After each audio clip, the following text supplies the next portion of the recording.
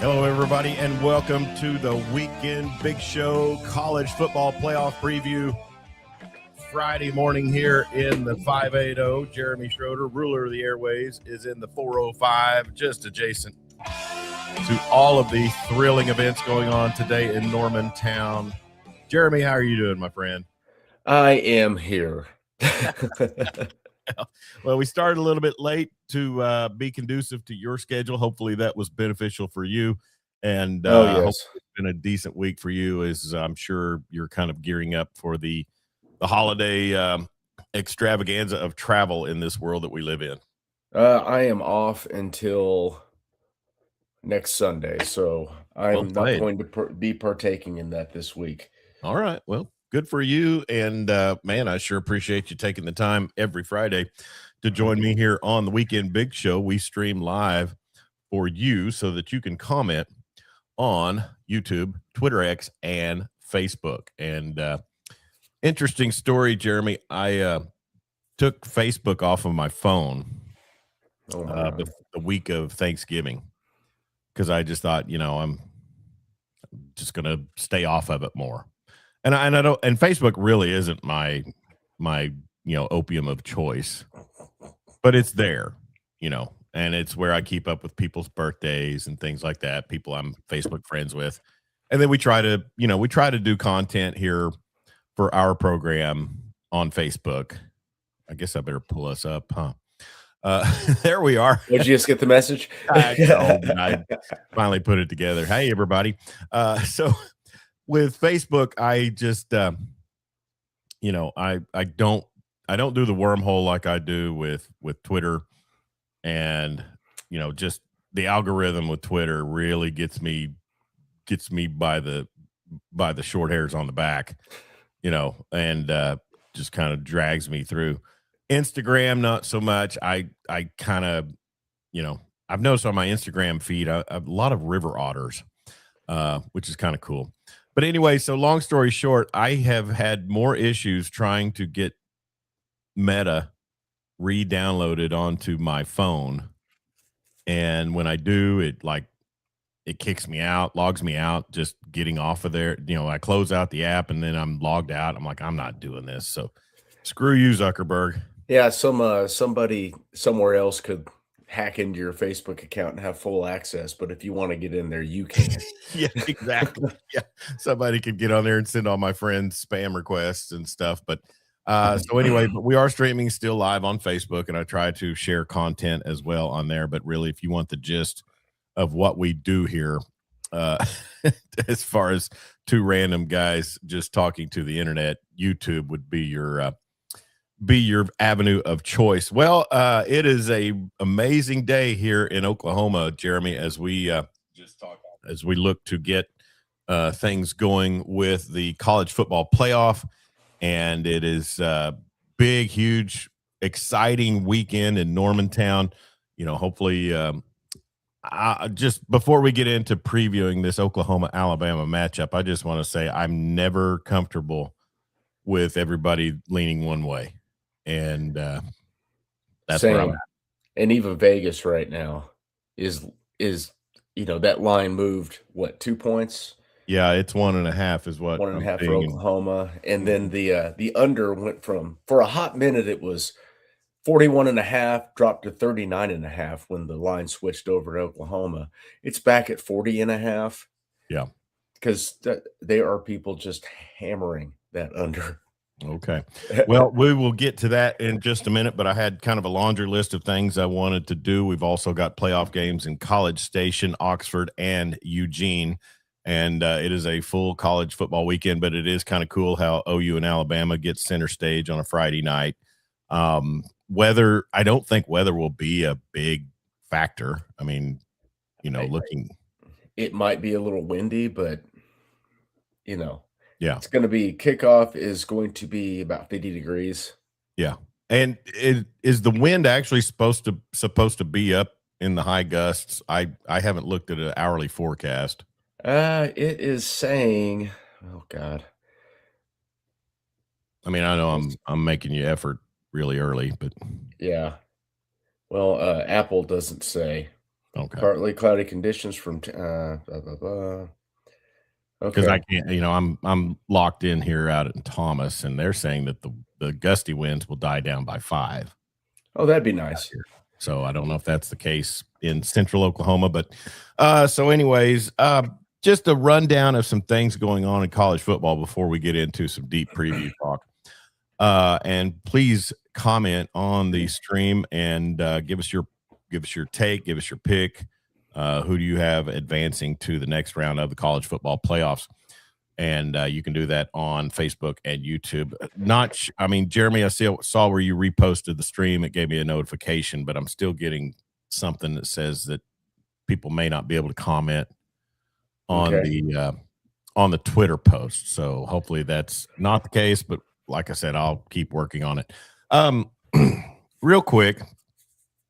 So if you have a team.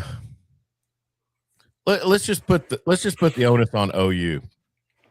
Had OU dropped, let's say, the Alabama game in Tuscaloosa, which I don't think anybody would have been looking at saying,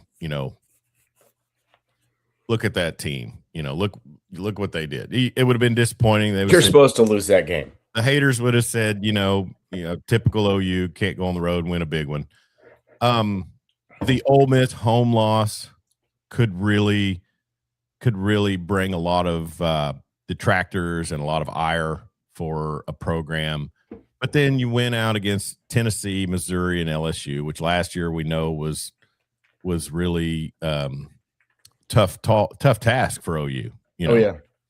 So if that were the case, and OU were 9-3 this year and just missed the playoff, like I said, let's say they dropped the Tennessee game, but won the Alabama game, something like that. How many coordinators do you think would be on the hot seat with this program? I mean, you're 1 year into Ben Arbuckle. I've had my issues with him. I know back during the Ole Miss loss and the Texas loss, I was screaming for Beatenbow. I mean, you're talking wholesale changes after a 9-3 season, where as much as I hate to give a guy credit, if you want to raise the flag that we played a really tough schedule, I can get it. You know what I mean? Okay. But you know where I'm going with this, because the fact that defensive coordinator for the Texas Longhorns, Pete Kwiatkowski, was fired, didn't step away for another job, was fired, and then replaced by one former Texas defensive coordinator, Will Muschamp, and head coach in waiting. Head coach in waiting under Mac Brown. So bailed Austin for Florida. Hey, John Farrell's watching. My old workout partner. Fantastic.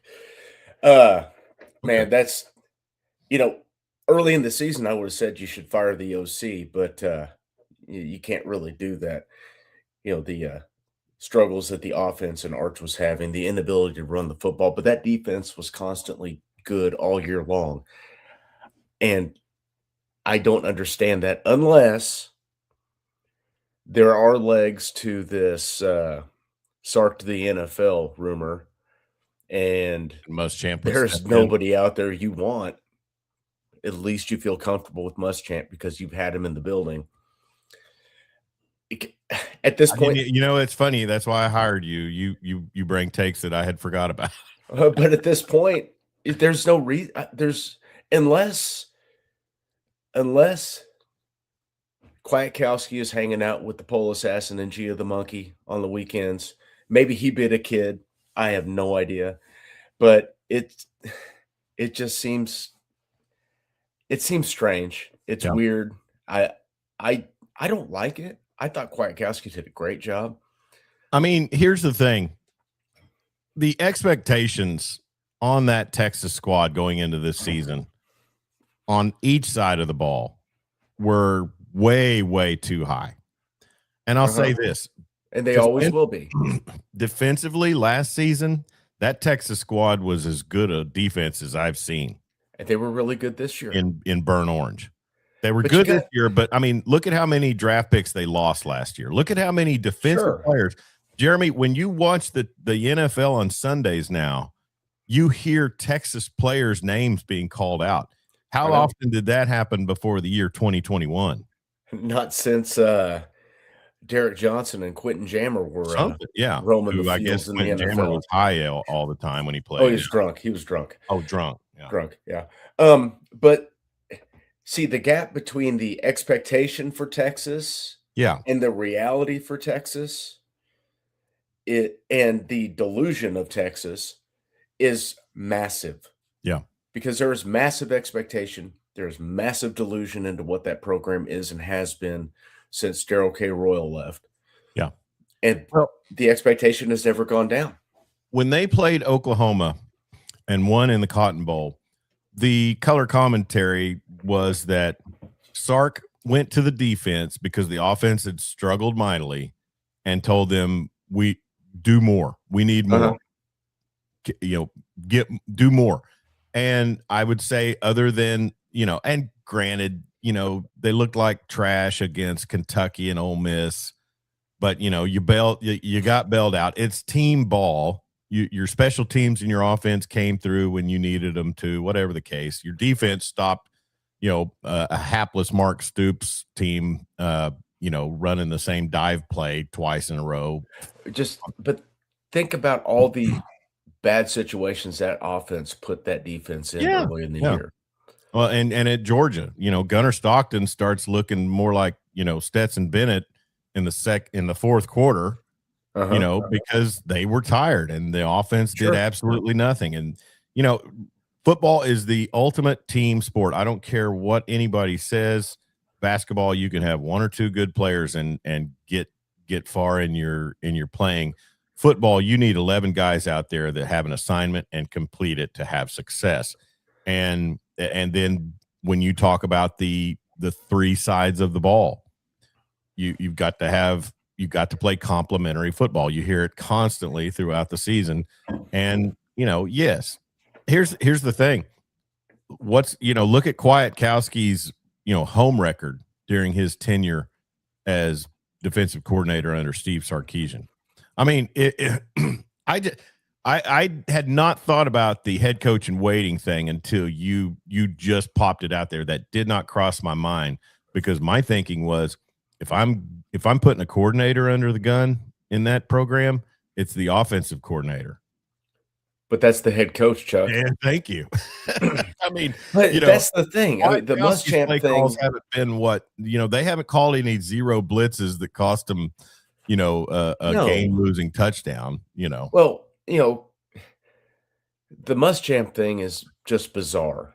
It's Yeah, not like it's a guy that went from a head coach back to a DC and was doing great things. This guy, he was a head coach. What was his last stop? South Carolina. his last head coaching stop was South Carolina. He's floated around as a So defensive analyst and stuff. He's been at Georgia. Recently, I think in 21 or 22, he was co-DC at Georgia with emphasis on defensive backs as his specialty Mhm, position. And then he transitioned from that right back into being a defensive analyst for Georgia the last 2 seasons. mhm. So if it's a bridge coach, it makes a little more sense to me because he's got experience in the SEC. He's been at Texas. Yeah.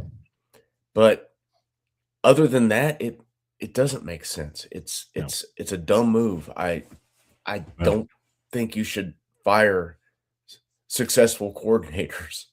the internet is undefeated because I the don't post know. I the have nothing else to I just can't. I cannot. no. And, Burn Orange Nation doubling down on what a great hire it is. That's fine. Tell yourself that all day. I It was a mean, great hire in '09. 2006 Yeah. or '09 when he was coordinating that last defense that got whooped Earl by When you had Earl Alabama. Thomas at safety, that Yep. was a high point. And Georgia fans online saying, yeah, if you love Muschamp, check out that 23-24 defense we threw out there. So and you're talking about a defense last year, while he might not have been the coordinator, but Notre Dame was it Notre Dame or Penn State they lost to last season? It was Notre Dame. Yeah. And the But Irish just manhandled them. and lost in all this is where in the world is Gary Patterson? Boy, no kidding. I I mean, mean, I would have hired him in a heartbeat if you gave me a choice between Gary Patterson and Will Muschamp. Because Patterson was the one who got in and mentored Kwiatkowski and got that ball rolling a few years He ago. Do you did, remember that? and that was huge for their program. Well, it'll be interesting to see, and I know the portal is opened up, and people are I'm sure that the NIL collectives down there in ATEX are eyeing up a lot of samples. Also in the portal, Bo Pribula at Missouri, and then John Hoover at TCU, just to name a couple right offhand. Pribula, man, Virginia Tech's new quarterback, Bo Pribula. You think Tech? Well, I mean, he's got a relationship with James Franklin, and they need a QB. Oh, Virginia Tech. You say Tech. I thought. No, I said Virginia Tech. Okay, missed it. Let me turn you up a little bit. Yeah, yeah, that could probably be a case, but I mean, he left Penn State. I don't know. And then he left Penn State because he was behind Aller. Yeah, he didn't leave Penn State because he hated it there. Maybe Hoover follows Chandler Morris up to Virginia. Chandler Morris. He might have another 3 years of eligibility. We just don't know about it. Yeah, anything's possible. So portal is ongoing, and and like I said, that's kind of what we keep up with on the Twitter page at Law Dog Sports, and then what are you on Twitter? Is it Jeremy _ Schroeder? Yeah, you're Papa Burgundy on Instagram, right? That's right. Oh, you might not want to do that out there. That's okay. Marty Wandry, Clinton Liquor, thank you for checking in. He says he's heading to Normantown. And are you guys going to tailgate down there? I am not attending. I haven't been feeling the best, so I'm just going to keep it at home because we got family obligations, and I don't want to make it worse. Sure. I totally get that. And you just encapsulated my entire philosophy about high school football or high school basketball gymnasiums. That's where I'm at. Give us your score comments. Be sure and get on your social media app that you're watching us on live and give us some comments and some scores. Also, I want to remind you that our program is brought to you by CCW Safe. They are legal self-defense coverage, and they cover you in an incident of a Second Amendment right style self-defense incident, and they provide deep expertise, personal care, and self-defense coverage that goes beyond the basics. You can trust the team at CCW Safe. Plans starting as low as $19 a month. Use the link there at the bottom of the scroll, also in the description of this broadcast. You can check that out, and each time you use that link, we would appreciate it. ccwsafe.com. All right, Jeremy, OSU, when we were on the air last Friday with the Weekend Big Show, we had talked about the Pokes and their press conference with Eric Morris, the new head coach. Exciting hire. I think the right hire for OSU right now, coming off of the dismal 2 seasons that Mike Gundy, you think about it, since they played Texas in that Big 12 championship game, they had won no conference games since then. And that's a conference that lost Texas and OU, which I think that might have been the 2 games that they could get players up for. I think their last conference win was against OU. I'm sure it was. That's what they live on. But anyways, it is a great hire. I'm excited for them. I think Eric Morris is a quality football coach, and given the right support and the right structure there in Stillwater, I think he could probably do some good things. We'll see. You just don't know. I mean, it's a gamble. We've seen another North Texas coach look like he's a can't miss, and then for some reason, loses his luster, becomes an offensive coordinator, and forgets how to matriculate the ball down the field. I don't think he ever knew how to matriculate the ball down the field. But here's the issue with what's going to happen in Stillwater. If Morris comes in, turns that thing around year 1, year 2, he's gone. Better jobs await. Yeah. They're not going to find another Gundy up there. I'm telling you. So that's the mark it down. Mark it down. You need a whiteboard back there. I do need a whiteboard. Line. We need a prediction board. Yeah. If he doesn't turn around by year 3, he's gone anyways. He's going to get fired. There won't be that kind of patience. Okay. So by turnaround, you mean 500 in conference? if they win 3 Bowl conference game. games next year, make a bowl game, okay, he'll probably stick around for another season. And You then think if they about where the bar is at right now in Stillwater. I mean, it's low. it is low, but obviously it wasn't obviously it was extremely high for them firing Gundy after 2 bad seasons. After 18 Yeah. straight bowl games. Yeah. I would say the performance was maybe a 30 to 40% factor on giving him the hook. Listen, I would say he wore out his welcome. If I had to guess. So this is what I'm talking about, and just, suspend your disbelief. If Morris goes up there, turns around, goes 6-6 year 1, wins 8, 9 ball games year 2, and let's say, I don't know, I'm just gonna throw a program out there that's in a better spot. Um, Florida likes to fire guys. Florida comes a calling. Florida You think State, he's I gonna mean, stick around Oklahoma State? Norvell could hang on Yeah. until that were to happen. I mean, if he truly is, because I wanna believe he is. I want them to have success up there, but I also believe might be a stepping stone job. You had a guy that it was his New York Yankees job. Those guys don't come around. I mean, very often at all at smaller schools like Oklahoma State. But if it's a New York Yankees job, then I mean, as an administration, I'm going to look at it and say, well, if we're your New York Yankees job, why are we giving you pay raise after pay raise when your name pops up on Tennessee's radar? Because I mean, why I the hell get his not? It's a motivation. business. I don't get theirs. I mean, call his bluff. Hey, you want to be in Volunteer Orange? Go deal with that. What if he leaves and then at the height of his mulleted powers, what if he leaves? Yeah. And then what do you do? You're where you are now. It's just now you're maybe a little further down the road. I mean, I think Gundy was done there anyways. Yeah. The disillusionment by him and the fan base towards him, it was too much to come back from. He was after last year, it wasn't going to work this year. But you aren't going to find another guy like that currently. I mean, there may be that guy out there. Well, Zach Robinson could be that guy in a couple of years. You don't know. Yeah. I like to think that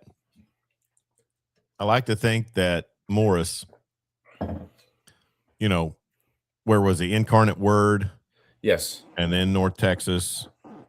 So it's almost like he's climbing steps. He's just heading north. Yeah. But eventually Michigan, maybe next week. I like to think that he's a tech kid, knows the area. Uh-huh. I mean, eventually we're going to see some of these coaches just look at it and say, okay, yeah, Florida State's open, but man, that's a whole different can of worms. I know there's more money, but I mean, it's like I I saw something yesterday about Puka Nacua. His contract, which I guess is he would still be on a rookie deal with the Rams. Was he was like a 4th or 5th round pick. Yeah. So he's not making the big money. His contract and the taxes in California, I think they said he's bringing home about $450,000 a year.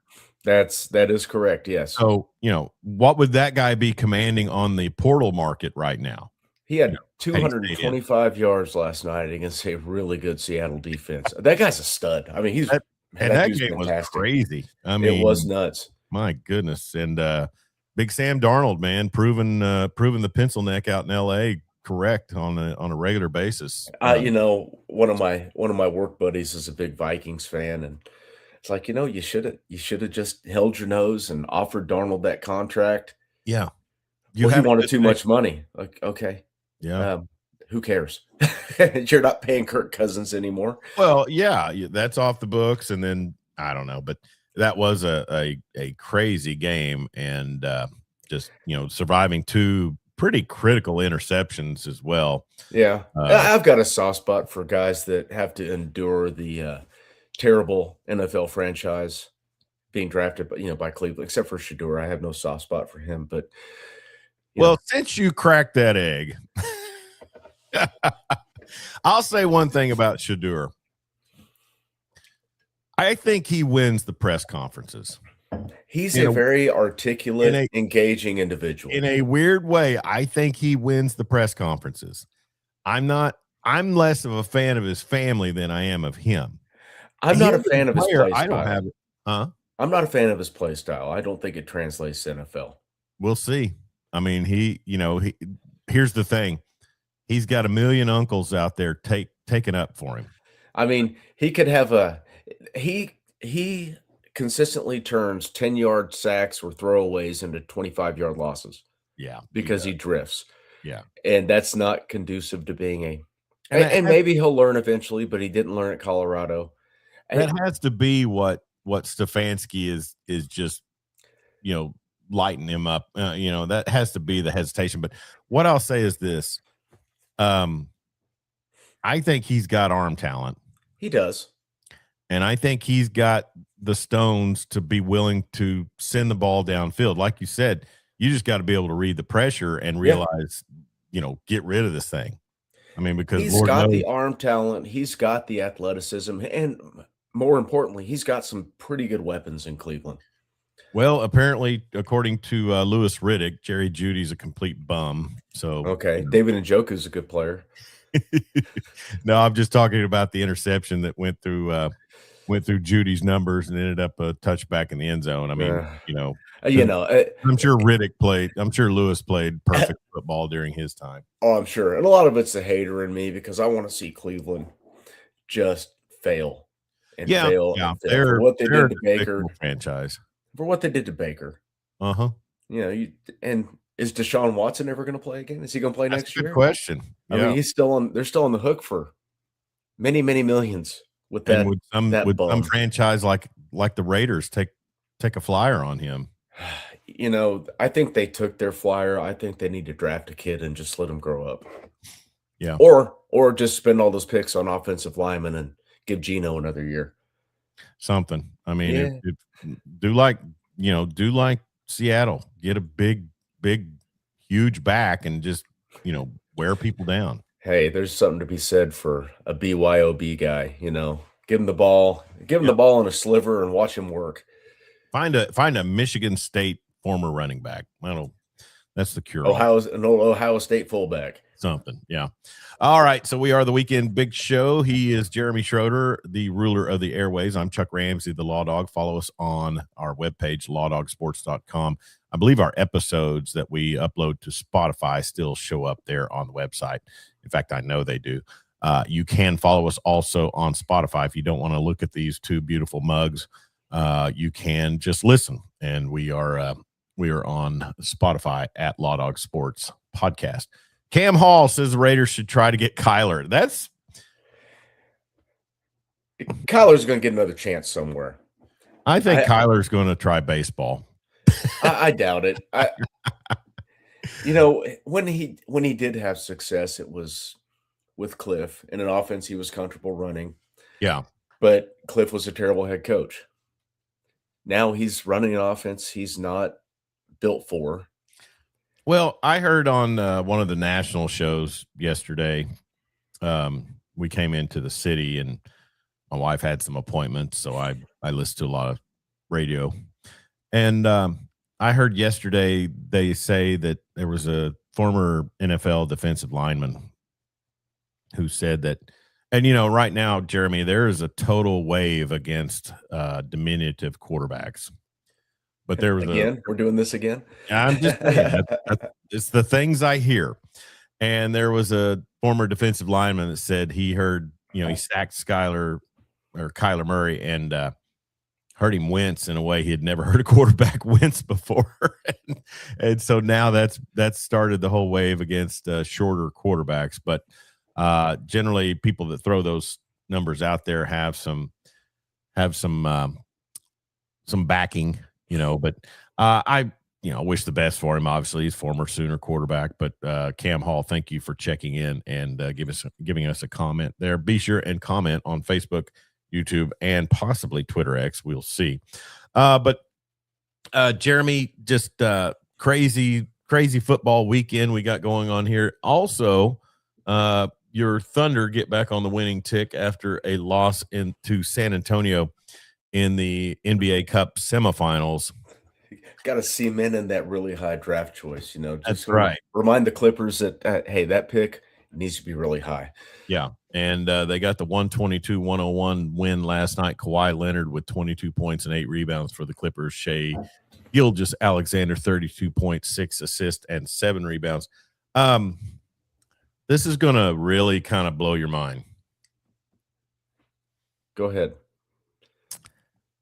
I think the Thunder – I think I was hoping for the Thunder to win that semifinal game. Why? So the Spurs could have a few days off? That, and I don't know if I'm that big a Wemby fan. Because he's a bit obnoxious? He takes a month off, then comes back, has a nice game. I mean, And then 5 talks. players with 20 points. That's team ball. That's Spurs ball. Love it. But all of the rancor, you like that word? All of the rancor from Spurs Nation about, him being the alpha dog over Chet and blah, blah, blah. I just thought, slow it down, Bo. Slow your roll. One's got a championship, one was and fresh. then to go get hosed by the Knicks. I know. I was like, man. And I think you don't like. I think that you take exception to Wemby because he's French.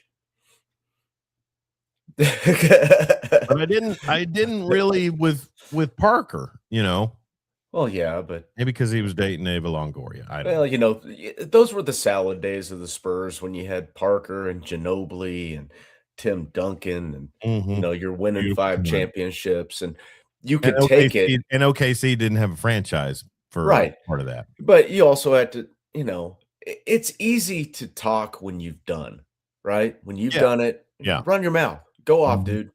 That's good. You have a reputation as a champion. Until then, shut up. Yeah. Okay. And and I listened to that Thunder Spurs game. We were coming back from Chickasha at a basketball tournament, and I listened to the last part. Get your Matt Pinot fix. Oh God. Man, it made me reevaluate my play-by-play and how I criticize officials. I mean, wow. I mean, it's I know he's pretty. But apparently, the play at the end of the game was, and hey, last year all of the vitriol. There's another big word against the Thunder for the fouling in the last 30 seconds. Hold up that calendar you've got on your desk there. You think I got a word of the day thing? I think you do. I mean, I've got vitriol and rancor. So you're writing down words I need to work into conversation. That's right. We got to use these. I also used matriculate earlier in the game. You did, but that's pretty sports centric. But sure, no, Hank Stram. I could see how the people. I could see how the people will really be thinking, man, we got to do something about this constant fouling to prevent a 3-point shot. It's dumb. I think it does have its place, but inside of maybe I don't know how you do that because by the letter of the law, if you foul somebody in the backcourt when you're down 3, they only get 2 shots. Yeah. So what do? If they have possession and they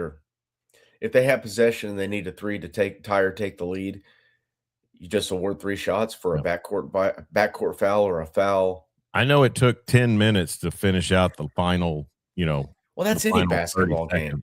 Listen, if you ever have 5 minutes to live and you can choose them, make it the last 5 minutes of an NBA game. You live them up. All right. Well, last night the Spurs got a 119-94 win over the hapless Wizards. And then your Thunder, as I mentioned, the 122-101 win over the Clippers. Tonight, Spurs are at Atlanta to take on the Hawks, and then the Timberwolves host the Thunder. So that'll be a good one on a Friday night. And will that be a split screen situation, or are you full-blown college playoff? It will be a full-blown college playoff night. I am not in basketball. Timberwolves. Last year, I could not get in a basketball mode until the playoffs started. I'd watch a game here and there, but I would follow it because I love the Thunder. It's awesome. It's local. But I think my Spurs fandom would be less tested if I could get their games. If I wasn't working so late most nights when they're playing, if the West Coast swing didn't exist, I'd watch a lot of games. Sure. But when they go out on the West Coast, they don't tip off till 9:30 local. Mhm. Eh, I got things to do tomorrow morning. Got to go to bed. Yeah. Well, the OU Sooners, we will jump into college football. Oh, real quick, Adolis Garcia, no longer with the Rangers. Oh, El Bombi, his El time in Bombi. Arlington over. Dang it, I had it pulled up You earlier. had to bring baseball up. Yeah, just because it's the Rangers, and we need to plan a hot stove episode with John Moore, even though I think he's just stuck on Texas football right now. Let's see, Adolis. So yeah, we definitely need to bring him on. Yeah. I gotta know. I just gotta know about Kwiatkowski. What in the absolute heck are they doing? Philadelphia, Adolis Garcia to Went the to the Phillies. Phillies. Yeah. Yeah, the Phillies need to get better, right? Something, I don't know. Somebody AI'd his head with all the HGH. Oh yeah, he has served a long suspension, Oh. hasn't he? I'm going to retweet this and tag you, Okay. and you tell me what level of wrong this picture is. Oh my goodness. That's so bad. That's okay. Well, all I'm getting is Hayes Fawcett updates. Yeah. I get those Hmm. don't know Another why. Auburn player's hitting the portal. All right. Well, there it is. You're tagged in it. Kyle Pagan. Oh, there it is. My first high IQ guy. Oh, like wow. Megamind. That is something else. All right. Jeremy should be full blown Cameron Hall. LOL. All right. So let's jump into some football previews. We have wasted 37 minutes before we get to OU. Tonight is the night. It's going to be exciting. Game day is in town, and just a really amazing environment. Marty Wandry on his way to Norman from Clinton. But OU 1.5 point favorite right now. 40.5 is the over under that I show. And that's what I've got too. Just looking at their their national ranking stats,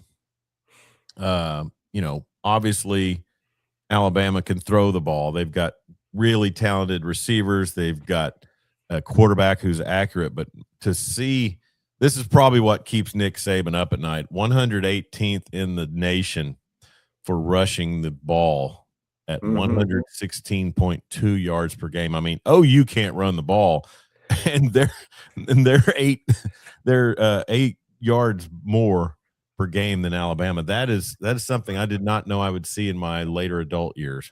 Well, we talked about this when they played the first time. You had one team that can't run the ball and one team that flat refuses to run the ball. Yeah, and Oklahoma kind of falls into that latter stage. I get it. Guys were hurt when they finally got their O-line sorted out and were able to run the football, and then your running backs are all banged up. Yeah. But Alabama is just I don't get it. I don't understand how they are unable to run the football. It's Alabama. Yeah. They've got guys that look the part. 4-5-star linemen, right? Yeah, you've got guys that look the part. It just hasn't translated. Yeah. Well, both teams with a 6-1 home record. Both teams, OU with a 4-0 road record.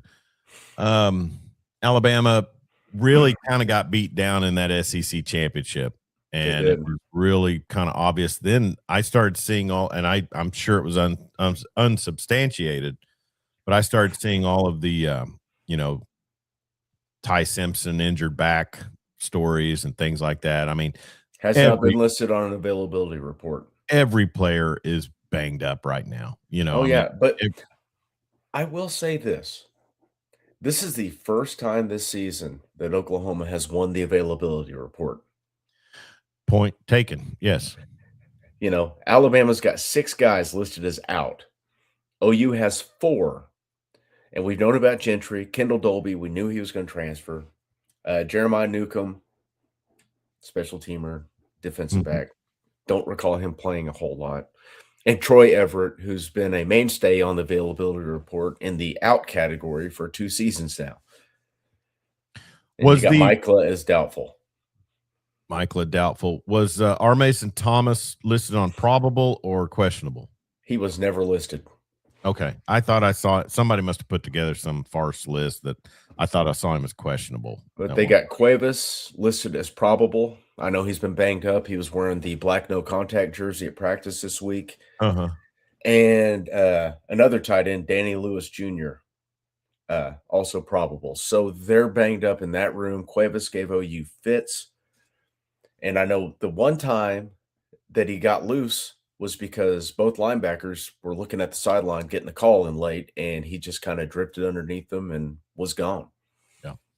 Well, November 15th, OU won 23-21 in Tuscaloosa and really got after Ty Simpson in that game. Really a ton of pressure bringing it, and 4 sacks on the day for OU. And then Ty Simpson throws the pick 6. Was it Eli Bowen that caught that? It was Eli. It was Eli.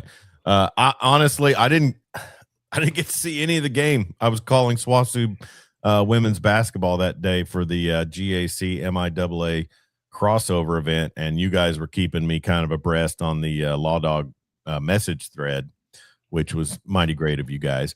But man, Jeremy, we talked about this before we went to air. I think only the 2 Alabama quarterbacks on ESPN have picked Bama, and Yeah, I know. they're obligated. But Vegas is swapped over. I just don't know how to feel about OU going into this being now a favorite and trying to beat Alabama 3 times in 13 months. I know. It's crazy to think about that Oklahoma is that team that gives Alabama problems. But they always have been, 5-2, 5-2-1, historically against Alabama. I'll list since the new millennium. Let's comb over that. Okay. Because Franchione did not have near the team that they needed to come into Norman and win in 2002. Okay. And he threw everything but the kitchen sink at that game, and they still lost. Uh-huh. 2003, I thought OU looked underwhelming. They had to get the Brandon Jones late post route touchdown from Jason White to get the win in Tuscaloosa. Great win, went on to do other things that season, but didn't go down there and just blow Bama's socks off. And I think that was a time and a team that we were thinking that should be the case, right? Mm-hmm. So then you don't play them again until the 2014 Sugar Bowl. I think it was, 2014 Sugar Bowl, which was at the end of the 2013 season. I mean, it was a great win. I was glad to see us go down and get it, but Saban was kind of right in the fact that these teams that back when it was 2 teams, or no, that was a 14 playoff that year. Marty Wandry wanting to know if we'll do a post game. I'll throw that in your court. You tell me. Yeah, we'll see what time the game ends. Probably I mean, late. I could be game for it. Okay, so if you kind of let me know, just keep your notifications on Law Dog Sports. Thank you, Marty Wandry, and hope you're traveling safe. The Sugar Bowl win was fantastic, but so was the Boise State win for the Broncos in the Fiesta Bowl. I mean, it's bowl game. Texas beat Georgia in the Sugar Bowl. Enjoy the win. It's great. And then they just blow our socks off in the college football playoff in Kyler Murray's senior year. And then they go get hammered by Clemson. So, I mean, I hold our recent success against them way more relevant than anything from the Nick Saban era or before. So the Sugar Bowl, don't discount that, or I'll just never be able to go into a Walmart during football season again. And anytime you go to Tuscaloosa, still Alabama, still Tuscaloosa, Oh you yeah. win that game. The game here at home, that So was an David Shula was it David or Mike Shula that was their coach? it was Mike. Okay. It was Mike. Mike Shula led Crimson Tide, I you know, mean, still a great win in Tuscaloosa. still a good win to go into Tuscaloosa and win. I don't discount that. I know You see how you're many award winners we had on that defense that year? see how many award winners we had on the defense this year? On this year's defense, you had none. Well, I'm just saying, I'm talking about the '03 game. I mean, okay, go ahead. I got you. So you had what was the year that Bama came here? It was last season No, or no, no, no. '02. Oh two. So in Trey oh Toomey. two, and if you listen to when Teddy talks about that, they didn't have all the technology in oh two that we have at our disposal now. When you get the iPad, they would have realized that Eric Bassey was on the wrong side of the line every time they were running that little power play that was just gashing us the entire first half. And once they cleaned that up, when they went on their run, because Oklahoma was up and then they went on a big run and Oklahoma pulled away late, Was won that a by 10 Ronaldo points. Works big touchdown run? Actually, Keywan Jones was the one who scored the touchdown. Keywan Ronaldo Works caught the 2 shovel passes and got it down inside the 20, and then Keywan took it from there. I just remember, I mean, it was fake punt, I mean, Tracy Boney was holding nothing back. Oh, yeah. And then Brody Croyle gets hit and coughs it up, and Eric Bassey picks it up and returns for a touchdown, and it was a cover. Good teams win, great teams cover. The Sugar Bowl, okay. All right. But still, you're out there playing Alabama in the Sugar Bowl, and they beat them if that was a team that didn't care, then Oklahoma beat them how they should have. They won by what? 2 scores. Mm-hmm. You can't discount. Okay, so threw for a ton of yards. You know. And then the playoff game. Remember, it was and I look at this era completely different from the way I look at.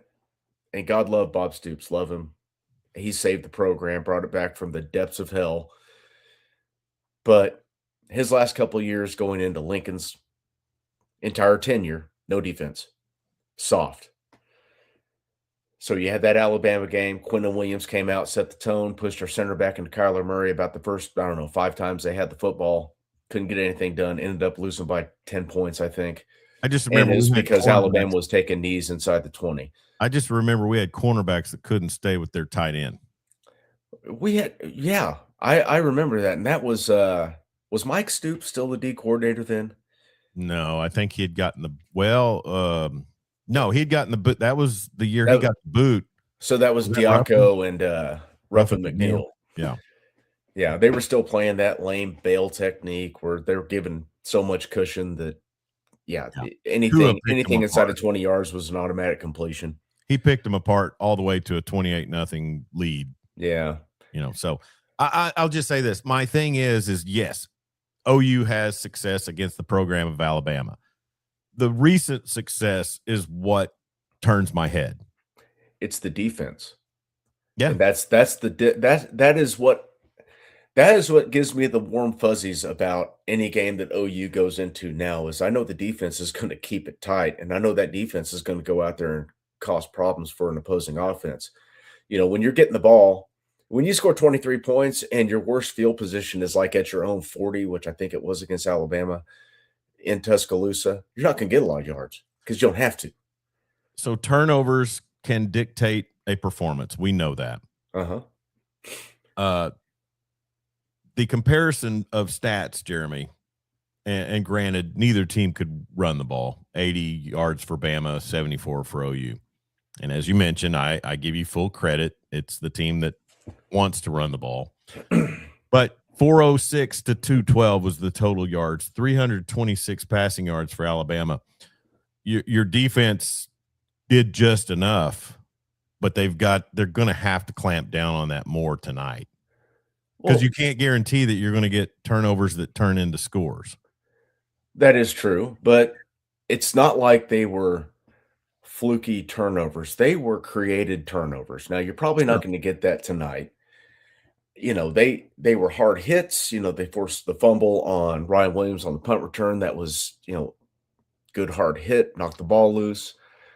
You're getting the more times you hit a quarterback, the more likely you are to get a turnover. So you had Kip Lewis just laying out Ty Simpson, interception. Taylor Wine about ripping Ty Simpson's arm off, which if he's hurt, that's probably the play it happened on because it looked like his arm went unnaturally behind his back when he got hit. Kudos to Taylor Wine also for being named to ESPN's top 50 players in this college football playoff. Yeah. He was in the 30s, maybe something. Yeah, I think he was the only one. They had R. Mason on there. Okay, they had R. Mason. What about Tate? What about Tate Sandell? They didn't. I don't think they listed kickers. And here, this grinds my gears. Yeah. How do you win the Groza by a wide margin, but your second team All-American? Yeah. How does that work? Who was it? The Hawaii kicker or something? The Japanese kid. Bring him to the heartland here and see how his kicking skills. See how his 48-yard long fares at Neyland Stadium. His prowess in the SEC would be tested. Yeah. Postseason awards are just kind of whack. And I know. But hey, real quick, when would the second round be of the playoffs? Is that next weekend? New Year's Day they start. Oh, so you play before Christmas. Okay. I wasn't sure of the dates. Yeah, it's going. I thought it would be next week, but it's not. Okay. Kind of why I scheduled my vacation right now, and then I look at the schedule. Sure. Like, oh no, I got to try to get another day off of those OU wins. Well, and I think you're right, and I trust the OU defense to go in there tonight because let me before I lose track.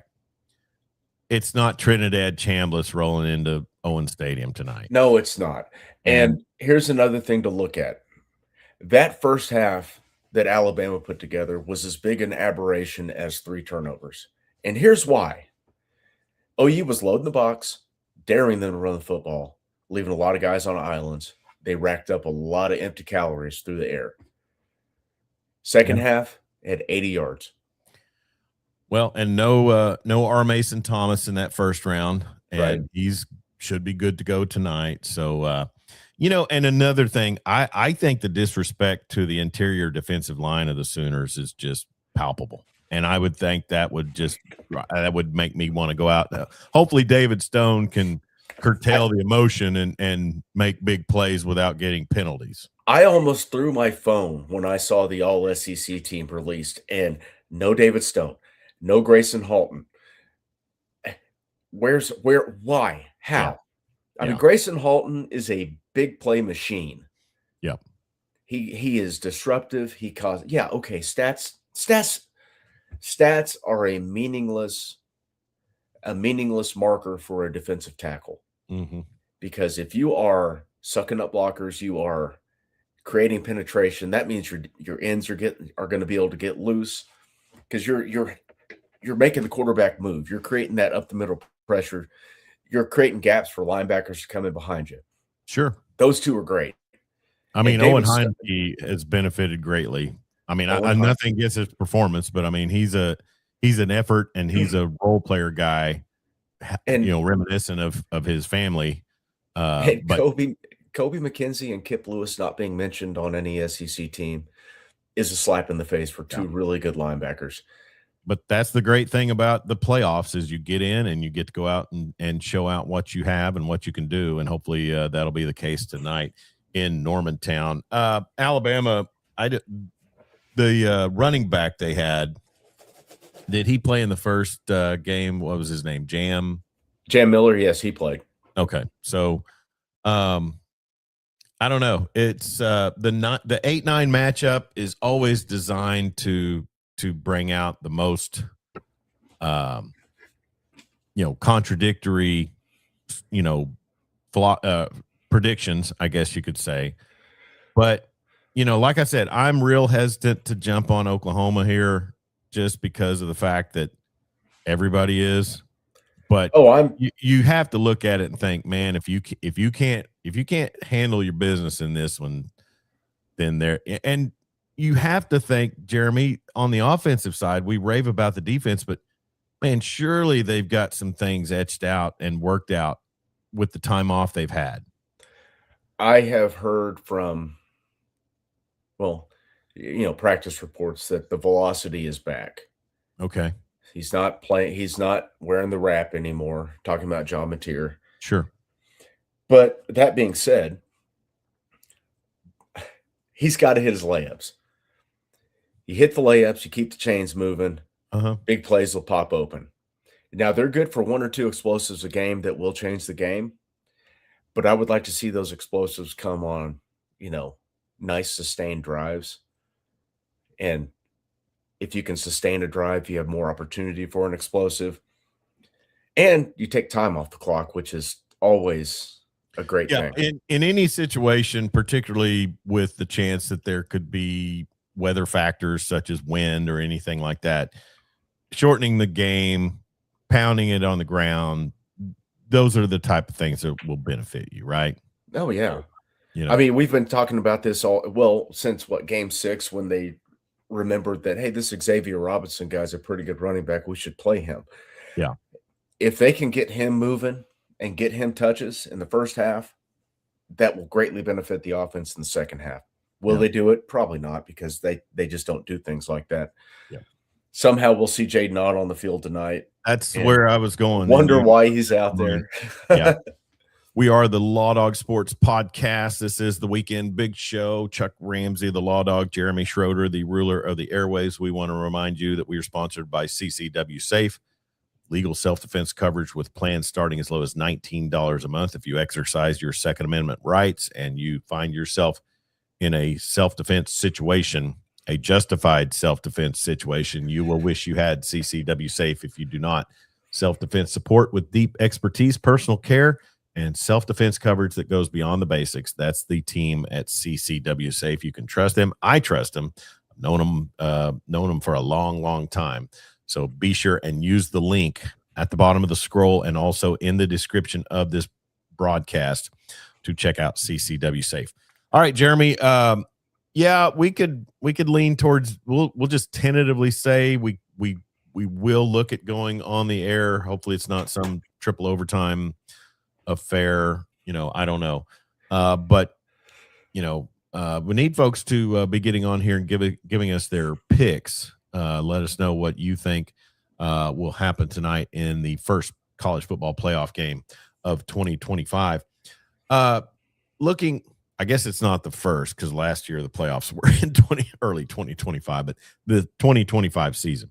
So games tomorrow, Jeremy. A&M a 3.5-point favorite over the U. Ole Miss a 17.5-point favorite over Tulane, which they've already defeated them once this season, and then Oregon a 21.5-point favorite over James Madison.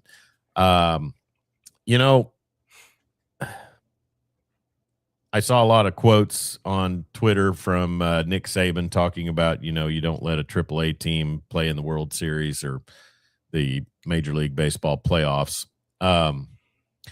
He's right to an extent, but I think, I don't know. Miracles can happen. We've seen it happen. And now, a Cinderella team has to go on the road. They're not just at a bowl that maybe the other team doesn't care about. They have to go on the road and deal with a home crowd and things like that. If Tulane or if James Madison were able to pull off an upset this weekend, do you think we will be locked into the group of 5 qualifiers? Yes, I think we are anyways. Okay. I personally, I think the 4-4-2-2-1-1-8, AQ, I don't know. I have no problem with the group of 5 one group of 5 qualifier. 2, Yeah. It's too many.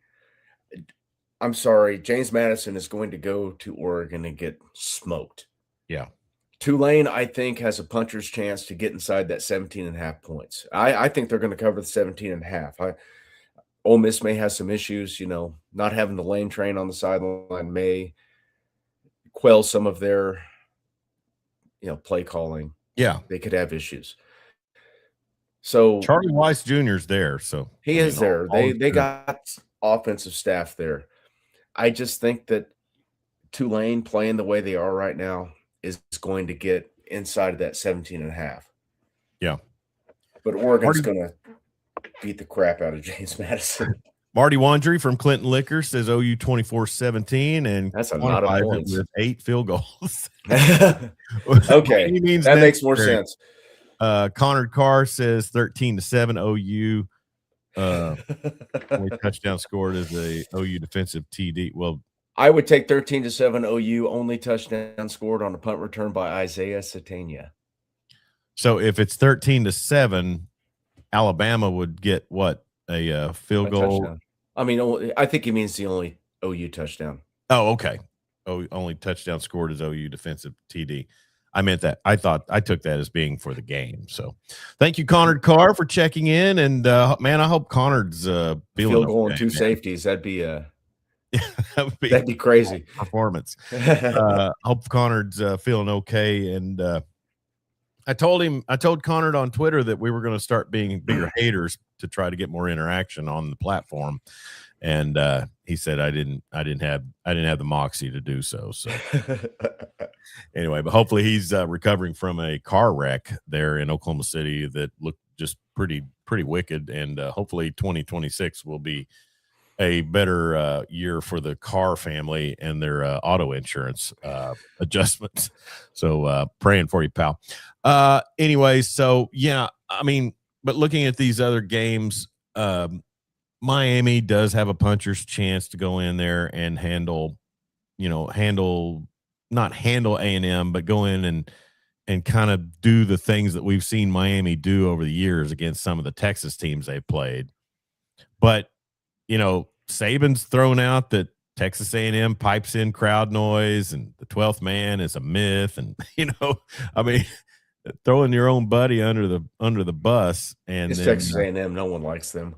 Well, except for you. I tell you, I know you'll all laugh, but I've got a soft spot for Aggie. I mean, I just at the end of the day, Aggie gonna Aggie. Give me Miami. So is it defensively that Miami comes in and takes care of business, or is it the offense with Carson Beck? Oh, it's going to be that little the Tony kid. Malachi Tony. He's going to be I think Ruben Bain, I think Ruben Bain goes out there and plays with some extra motivation. And I mean, because he's getting some second guessing about his motor and some things like that, I believe. And we saw how talented he was against, Notre Dame and some of the other teams. But he's another one of those guys that the scouts are going crazy, but the numbers don't just jump out at you. Yeah, you got A&M coming off a bad loss to their in-state rival Texas. You got Miami playing with the chip. I hate Connor. He's going to be a hater to get more. Oh, okay. Proceeds to talk about having a soft. Well, Connor, here's the thing. It's easy to hate on A&M. It is. It's weird. They have the whole stadium thing. You got a cadet running out on the field with a sword in the not too distant past, threatening people with it. They yell at you if you walk on the grass. They got all male yell leaders.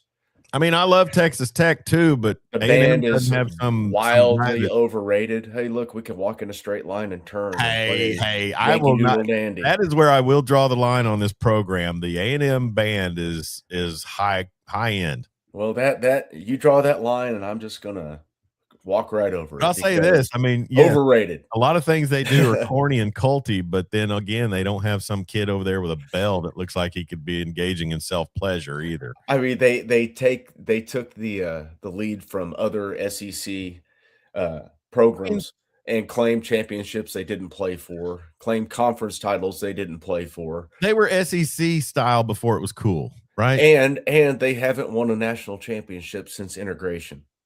No, I mean, yeah. That's granted, they probably didn't integrate until 1983, but it is what it is. Man, if I wanted, we had a man on the moon before Texas had an African American player. Well, I think I think Miami does get the win. I think they do enough. I think Marcel Reed, if I mean, the fact that he was unable to go out and really manufacture anything, and I know he kind of hurt himself against Texas, but Yeah, and that Kwiatkowski got fired for it. yeah, that offense Weird. looked pretty inept in the second half in Austin, and and I mean, and they're a prayer away from losing to Notre Dame. Now, how is Marcel Reed's ankle? I mean, Remember, he turned it on that fake grass they have down there at the Mecca of Mediocrity. wasn't that Thanksgiving weekend? Yeah, that was the That's been Texas 3 Texas. weeks. Yeah, So, I I mean, if mean, it's a high ankle sprain, it could go hyperbolic months. chamber or something. I mean, Hyperbaric chamber. okay. Hyperbolic chamber is that four-letter network It's the that we, greatest. Nothing tops it. So anyways, but yeah, I mean, Marcel Reed will be he's the ticker on A&M is, See, and he's gotta also their secondary if they can contain the Tony kid. he's got to, he's gotta follow script, win this one, transfer to Oklahoma, win the Heisman next year, because that's how it worked out for me on, NCAA 26 There you go. Quickly on Get Up, and this could be from earlier in the day because I've on the got hyperbolic chamber. the hyperbolic chamber. Um, the question is DeBoer on the hot seat if they lose? And DeBoer's always gonna be on the hot seat as long as Nick Saban exists. would he move to Michigan to avoid that type of pressure? Michigan might not have an athletics department after the end of at this time next week. The I think we need to pump the microscope could brakes reveal a on lot. who is and is not going to Michigan because, that, that AD up there probably gonna get fired. That Yeah. president probably gonna get that's an interim president, probably ain't gonna be back. Mhm. They have so much bad stuff going on up there, recent past, plus Sharon Moore's scandal. I Yeah. don't see how you can keep that athletics department intact. You gotta have a change in leadership, you gotta have a change in direction. You know, it's it is a toxic dumpster fire up there. Yeah.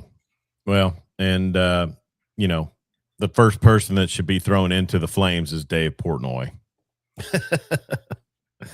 Well, He's a troublemaker. I and are they gonna get some time on the ground from the old NC2A? Yeah. You Hey, know, are they and gonna win some do you remember me saying that I would swap over to Wake Up Barstool to and then avoid Dave Portnoy was on and you I went swap back to the like hyperbolic it's like chamber? a cycle of violence. I just Hey, jump back in. listen, we are SEC country now. Yeah. So So let's go SEC wake ahead up. and watch, wake You're up SEC That's a and good point. That's a good point. Or Gerald McCoy on NFL Network. Gerald McCoy. Yeah. Connor says Sharon made Bobby Petrino look like a saint. No. No. Well, Absolutely and I not. don't know if we mentioned this last week, but the AI creation with Sharon Moore in the neck brace that won the internet for the That weekend. was top shelf. All right, who you got? Miami or A&M? Give me Miami. Miami, I three do and a half. not Over trust under is A&M in a 48 big and a game. half. I'll probably take the over. The Concepcion kid, man, you get him going. That's a heck of one. I like Tulane to cover the 17 and a half against Ole Miss, but I don't think they will win. And then, Same. like you said, I think Oregon boat races James Madison. Someone's gonna have the belt out and at Well, Outson. and the other thing is Oregon realizes going into these playoffs that their only quality win was a Penn State team that ended up getting rid of James Franklin, and then USC, and that Yep. was it. They won nothing else that was of matter. And they And then still had one more good win than Notre Dame. exactly, and they got curb stomped by Indiana at Autzen. So Yeah. they're going to have something they want to try to prove against James Madison. So plan on Lanning to I run don't that know how score much up. you have to prove it. Remember, we are in the point of the season where win in advance is fine. If you're up 3 scores in the fourth quarter, you can afford to take your foot off the gas just a little bit. Exit question: if OU does lose this tonight, what's the feel on the season? It's a success. How can it be anything other than a success when at the beginning of the year people were talking about how tough the back end of this schedule was. 9-3 Mhm. would be good enough to get them in the playoffs as long as they didn't lose all those games. It's a Yep. success. You've won 10 ball games. Brent's kind of finding himself as a head coach.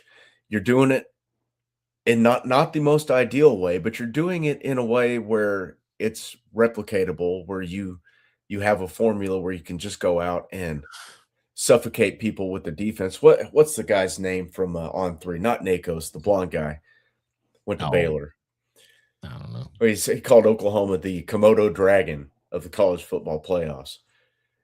It looks like it ain't going to do much, but if you piss it off, it's just going to whoop. It's just going to Gonna destroy eat you. you whole. Yeah. Yeah, I mean, therein lies the thing. I think it's a successful season. I think you want to get this win to shut up the detractors in recruiting too, because OU is ahead of schedule no matter what happens tonight. fourth Now, season in for BV and they're ahead of schedule. they are ahead of schedule. In the SEC, you go 6-6 last year, turn that into a 10-2. You have some things that are beyond your control that kind of derailed the season. Mateer's thumb injury, Satania's the hands. bad breaks against Ole Miss at home. You're right on schedule. I mean, you are a thumb injury, a weird thumb injury, and some poor ball handling away from sitting at 12-0 right now. You are vastly ahead of schedule.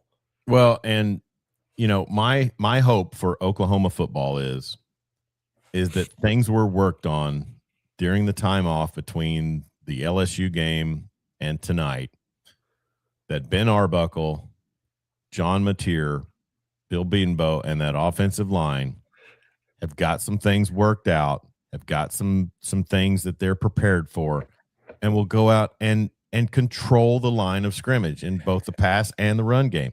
And hey, with the hand injury, Jeremy, I think you saw some hesitation and some reservation with Mateer's running the ball. Yes, and I also think you saw some hesitation with him just ripping the ball down the field. And we were sold a bill of goods that he would come in and be a dual threat quarterback. And yeah, he's made some decent runs.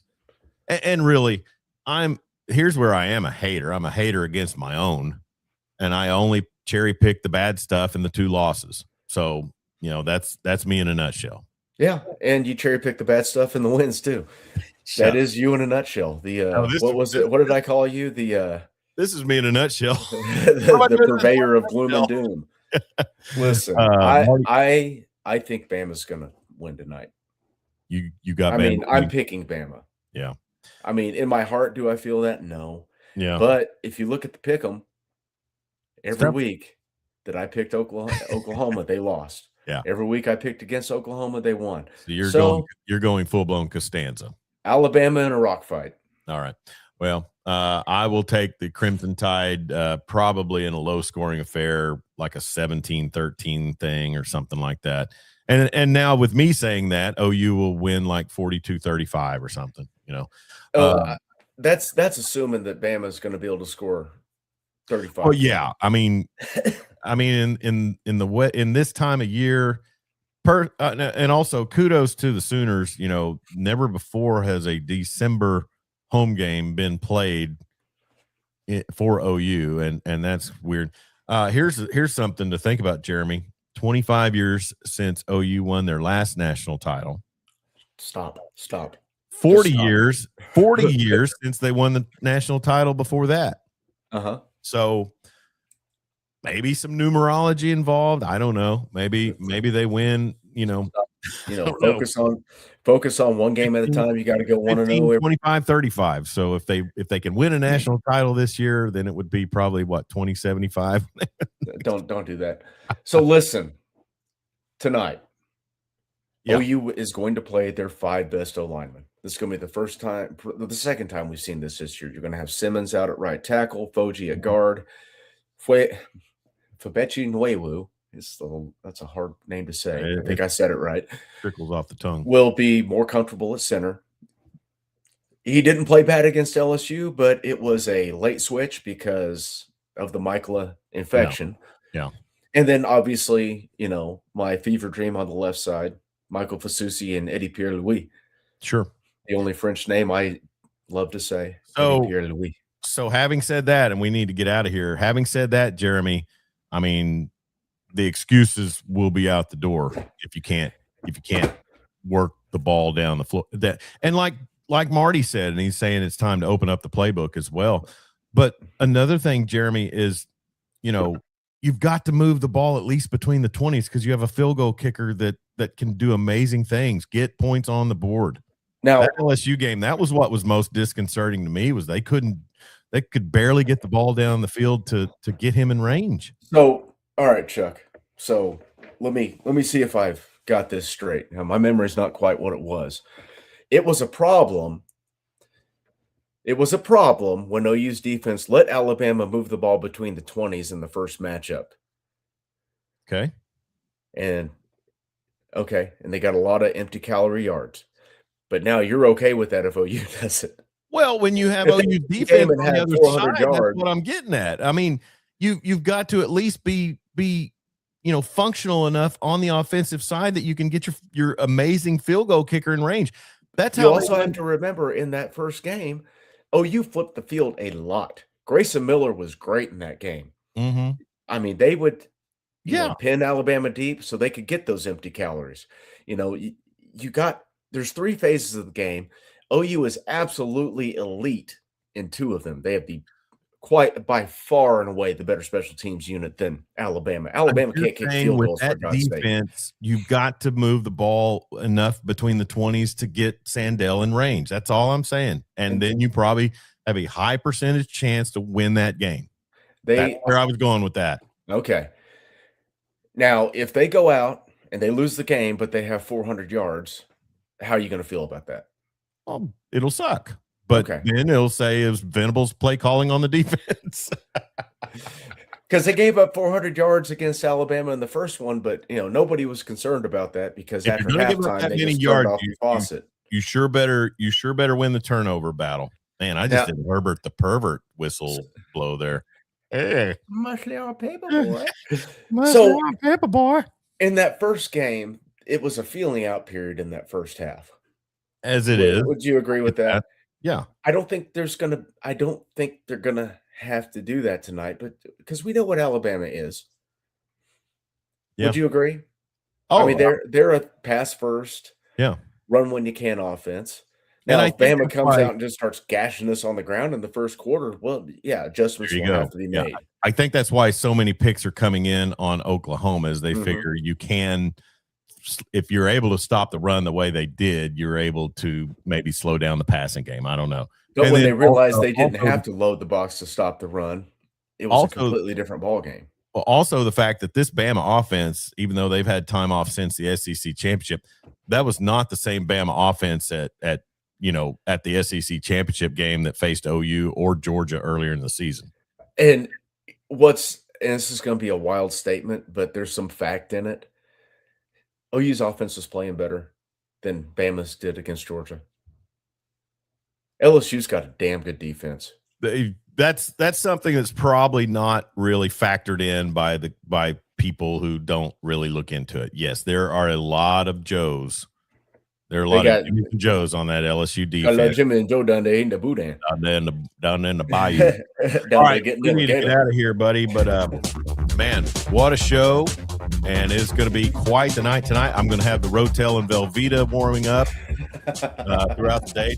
Debating on if I'm going to throw some sausage in it. We'll see. But it is going to be a lot of fun, and OU hopefully will come away with a playoff victory from their home field. And what an exciting day it will be in Normantown. Sorry you're not going to be able to make it.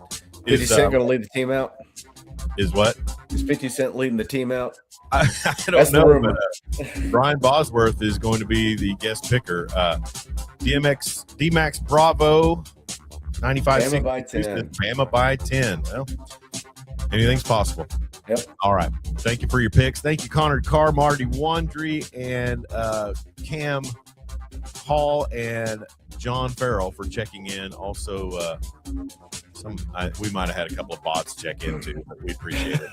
All right, this has been the Weekend Big Show. He's Jeremy Schroeder, ruler of the airways. I'm Chuck Ramsey, the Law Dog. Thank you all for checking in, and we will talk to you potentially tonight after the final whistle. And if it's not a close game late, we can go on early too. So sounds good. But set your notifications on our social media platforms at Law Dog Sports, and so you'll know when we go live. Be safe out there. Don't text and drive, and sure don't drink and drive. And check out our sponsor, CCW Safe.